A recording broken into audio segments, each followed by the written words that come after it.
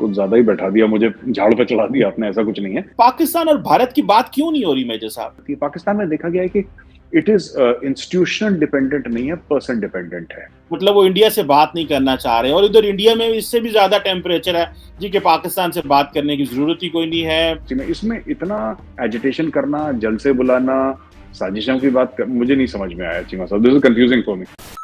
एक पाकिस्तानी पत्रकार है, उनका नाम है कमर चीमा। इस पाकिस्तानी पत्रकार को आपने काफ़ी बार हमारे देश के नेशनल टीवी पे भी देखा होगा कि कई बार पाकिस्तान की तरफ से अपना वक्तव्य रखने के लिए ये टीवीओं पे अक्सर नज़र आ जाते हैं। और दूसरी तरफ है हमारे देश की आन बान शान मेजर गौरव आर्या। उनसे पूछा कि भारत और पाकिस्तान के रिलेशनशिप के ऊपर, जियो पॉलिटिक्स के ऊपर, सेना के ऊपर, तो इसके ऊपर मेजर गौरव आर्या ने दिए बड़े इंटरेस्टिंग आंसर। तो इस वीडियो में मैं ना तो कोई मीम डालने वाला हूँ, ना कोई रोस्ट करने वाला हूँ, ना मैं आपको नजर आने वाला हूँ।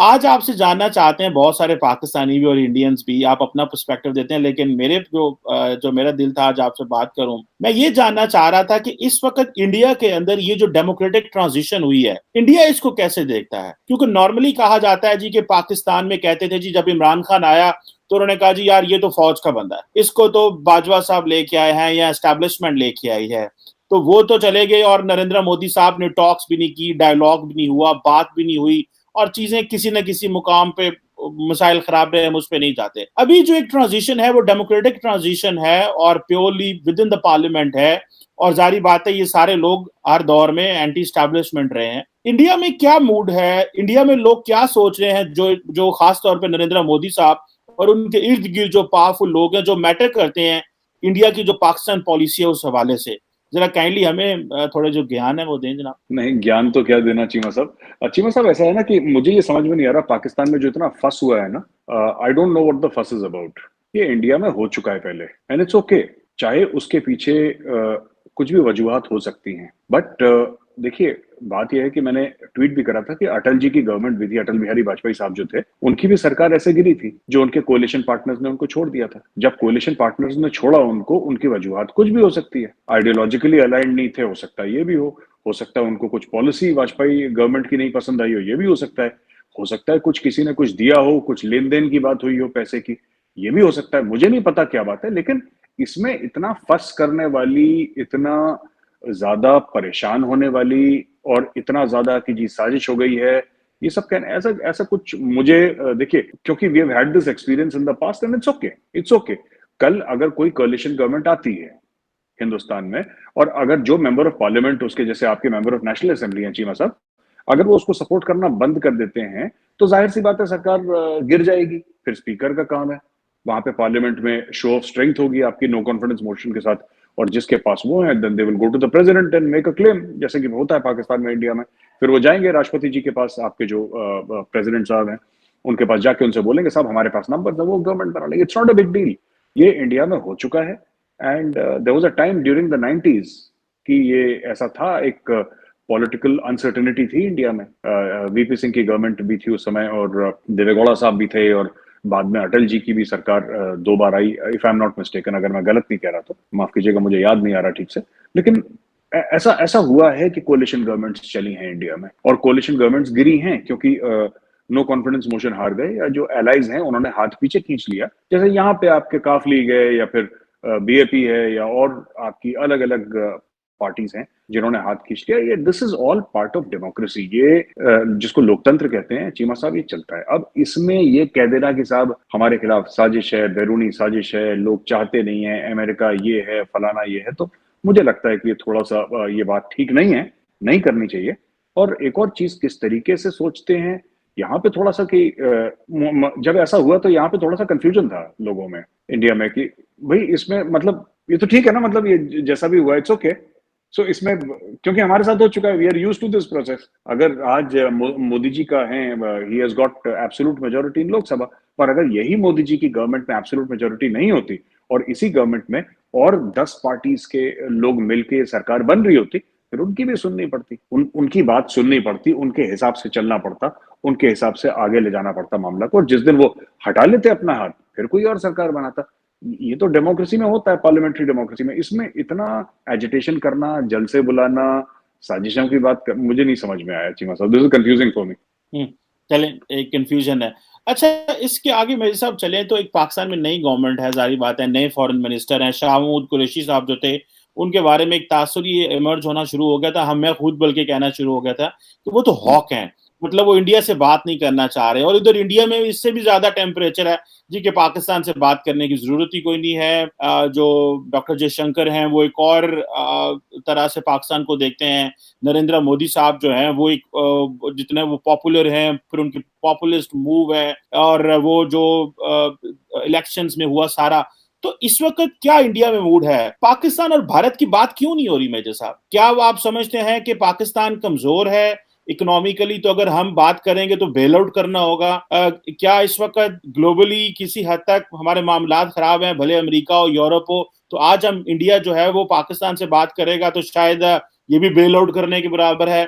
या कि इंडिया ये समझता है कि यार ये देखो ये तो चाइना के बहुत करीब है और हमारा इनके साथ बनता नहीं है, और खासकर के इंडियन डिफेंस ऑपरेटर्स में या इवन के सिविलियन गवर्नमेंट में वो चलता है जी 2 फ्रंट वॉर, 2.5 फ्रंट वॉर, वो हमने एक ऑरा बना के रखा हुआ है इंडिया में कि जी ये रहेगा तो मामला चलेंगे, डिफेंस प्रोक्योरमेंट होगी, डिफेंस जो इंडिजनाइजेशन हो रही है वो होगी। मतलब what is a mindset, what are the multiple factors which you believe, because आप थिंक टैंक भी चलाते हैं, यू आर अ ब्रेन जिसको नरेंद्र मोदी साहब भी फॉलो करते हैं मेरे साथ। So obviously this is something very important, हम आपसे जानना चाहते हैं और सीखना चाहते हैं। नहीं साहब, आपने कुछ ज्यादा ही बैठा दिया मुझे, झाड़ पे चढ़ा दिया आपने, ऐसा कुछ नहीं है। बट मैं थोड़ा सा, जितनी मेरी छोटी मोटी समझ है चीमा साहब, मैं आपको ये बताना चाहूंगा कि चीमा साहब ऐसा है ना कि जितना इमरान खान ने भारत के साथ रिश्ते खराब करे, ये जो एक खास मूड है ना, एक रिश्ते का एक खास मूड होता है, ये तब भी नहीं था जब एटमी धमाके हुए थे, इतना खराब तब भी नहीं हुआ।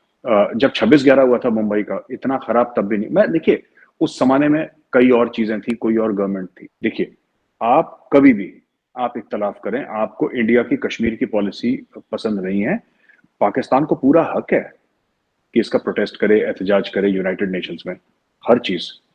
ये हम हक, ये हक पाकिस्तान को इंडिया ने नहीं दिया, ये तो पाकिस्तान सॉवरेन मुल्क है, इसलिए पाकिस्तान का हक है। इंडिया का हक है, पाकिस्तान का बराबर का हक है। प्रॉब्लम ये होती है कि जब आप जातियात पे उतर जाते हैं ना, मैं आपको छोटा सा एग्जांपल देता हूँ चीमा साहब। जैसे आपकी मेरी लड़ाई हो गई ना, और आपने बोला कि मेरे साहब मैं आपसे इख्तलाफ करता हूँ, तो ठीक है, फिर भी दुआ सलाम की गुंजाइश रह जाती है। हम लोग कहते हैं कि इतना तो रखना चाहिए कि अगर मोहल्ले से गुजरे तो कोई ना चाय पे बुलाए, बैठे 2 मिनट बात करे। पर अगर आप मुझे कुछ पर्सनल बात बोलेंगे, मैं आपको पर्सनल बात बोलूंगा, तो उससे क्या होगा कि चीमा साहब फिर रिश्ते, खटास आ जाती है रिश्तों में। And Khan sahab does not realise, even today he does not, it's not just India, उन्होंने अमेरिका के साथ रिश्ते बर्बाद कर, बिल्कुल तबाह बर्बाद, और ऐसी चीजों के लिए जिसका पाकिस्तान से कोई लेना देना था ही नहीं। आप एक बात बताइए, दोहा में अग्रीमेंट हुआ, ठीक है, दोहा में अग्रीमेंट हुआ तालिबान और अमेरिका का, इन्होंने कुछ बातें करी होंगी, कुछ XYZ जो भी बातें करी, और अमेरिका एक दिन चला गया। जब तालिबान काबुल पे आ रहा था, तब अमेरिकन तो लड़े नहीं उनसे, क्योंकि इनकी पहले से डील हो रखी थी। फिर अमेरिकन रातों रात वहां से गायब हो गए। उनका एग्जिट बहुत खराब था, अनऑर्गेनाइज था, बुरा था, लेकिन एग्जिट हो गया। तालिबान को भी पता था अमेरिकन जा रहे हैं, अमेरिकन को भी पता था तालिबान आ रहे हैं, कहानी खत्म हो गई। खान साहब का ये बोलना कि ये तो एक जहनी आजादी है और आजादी है, ऑल दिस, ये कहने की क्या जरूरत थी? अगर पाकिस्तान से रिलेटेड कोई बात होती तो मुझे बात समझ में आती कि पाकिस्तान के प्राइम मिनिस्टर बोल रहे हैं, किसी तीसरे मुल्क से चौथा मुल्क निकल गया और आपने ऐसे बोला कि, और ये अमेरिकन थिंक टैंक वालों से भी मेरी बात हुई और उन्होंने वही डोनाल्ड ट्रंप का जो ट्वीट है वो कोट करा है उन्होंने, कि अगर पाकिस्तान का prime minister, because when Pakistan prime minister speaks, है ना, it is not an individual ना चीमा साहब, प्राइम मिनिस्टर तो इंस्टीट्यूशन होता है, prime minister is it means Pakistan is speaking. अगर कल मोदी जी बोलते हैं तो इसका मतलब भारत बोल रहा है, मोदी जी नहीं बोल रहे वो। So that is how the world takes it. अब खान साहब कहते हैं मेरा पर्सनल ओपिनियन प्राइम मिनिस्टर का कुछ नहीं होता, प्राइम मिनिस्टर का there is no personal opinion. आज की तारीख में शहबाज शरीफ साहब कुछ बोलते हैं, वो ऐसा होगा कि पाकिस्तान बोल रहा है, मोदी जी बोलेंगे ऐसा है कि इंडिया बोल रहा है। अब देखिए, ये सब करके सऊदी अरेबिया से रिलेशन आपको पता है, I don't need to, you are following it very closely, आपको मुझसे बेहतर पता है। सऊदी अरेबिया से आपने अभी हाल ही में शान शाहिद आपका जो फिल्म स्टार है पाकिस्तान का, उनके साथ खान साहब ने इंटरव्यू, खान साहब ने मॉरल लेक्चर दे दिया सब इंग्लैंड को कि वहां पे वालिद साहब की और वालदैन की वहां पे इज्जत नहीं करते, और जो टीचर होता है उसको फर्स्ट नेम से बुलाते हैं। आप समझ रहे हैं मेरी बात? ये चीजें अननेसेसरी हैं, मुझे हो सकता है वेस्ट की कुछ बातें ना समझ में आती हो, मुझे ना पसंद आती हो, कि जरूरी थोड़ा ना मैंने हर चीज सामने बोलनी है। कल अगर वो चीज कुछ और उल्टा कह दें वेस्ट वाले, तो ये फिर इस्लामोफोबिया कहते हैं, और ये तो चढ़ दौड़ते हैं। इनके अफरीदी साहब वहां पे कैमरा लेके न्यूयॉर्क में चले गए और उनकी खवातीनों को कि ऐसे हैं वैसे हैं, ये तो बुरे लोग हैं, ये सब। तो यू सी, इन्होंने सबके साथ, चाइना के साथ, अब मैं आता हूँ चाइना के साथ ना, इन्होंने ताल्लुकात खराब कर लिए अपने, सीपैक के खिलाफ बोल बोल के ये सब करके। तो ओवरऑल इंडिया में मैं आपको बताता हूँ, इंडिया में they are still watching, and India में ये चीज है, ये जो मिनिस्ट्री ऑफ एक्सटर्नल अफेयर्स है, एमईए, वहां पे कि they are in no hurry and they are watching, कि ठीक है, we are waiting, we are watching, we are seeing कि क्या चल रहा है, ये चीजें कैसे अनफोल्ड होती हैं। क्योंकि पाकिस्तान में हमारा ये तजुर्बा रहा है, एक्सपीरियंस रहा है कि चीजें ओवरनाइट फ्लिप हो जाती हैं। जैसे आप देखेंगे कि जैसे अगर हमारी कोई पॉलिसी है इंडिया की, तो वो दिहाई दर दिहाई चलती रहती है वो पॉलिसी।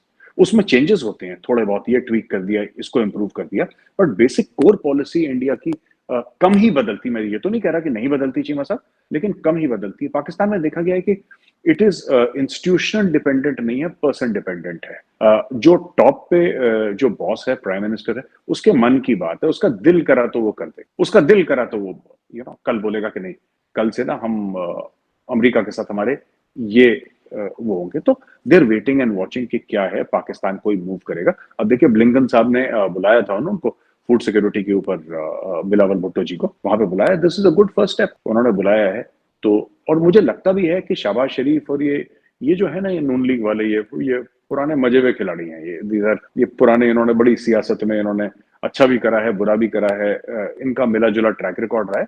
एंड दूसरी चीज है, मैं इस चीज से थोड़ा सा उम्मीद से हूं कि बिलावल भुट्टो के बारे में मैं ज्यादा नहीं जानता, because he is still new.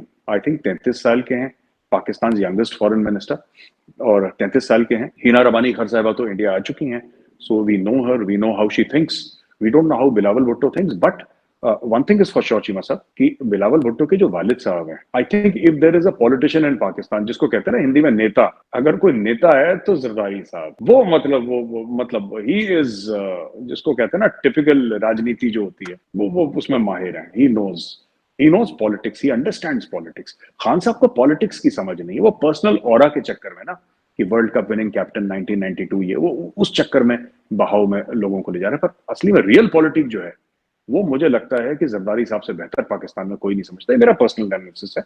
And if Bilawal Bhutto is listening to his father, obviously he is listening to his father, if he is listening to his father, then I think there are stability, मुझे लगती है आएगी relations में, आनी भी चाहिए चीज़। ये video आपने देखा है, ये पार्ट अभी अधूरा है, ये काफ़ी लंबा वीडियो था, मैं पूरा वीडियो एक साथ अपने वीडियो में नहीं डाल सकता हूँ मैं, तो मैंने इसका पार्ट 2 भी बनाया, उसका लिंक आपको डिस्क्रिप्शन में मिल जाएगा। मेजर गौरव आर्या और कमर चीमा को सुनने के बाद में आपको क्या लगता है, कमेंट बॉक्स आपका भर दीजिए भैया। आप लोग अपना ख्याल रखिए, आपका भाई आपके लिए पाक मीडिया से रिलेटेड वीडियो लाता रहता है। जय हिंद, वंदे मातरम, जय श्री राम, जय श्री राम, जय श्री राम।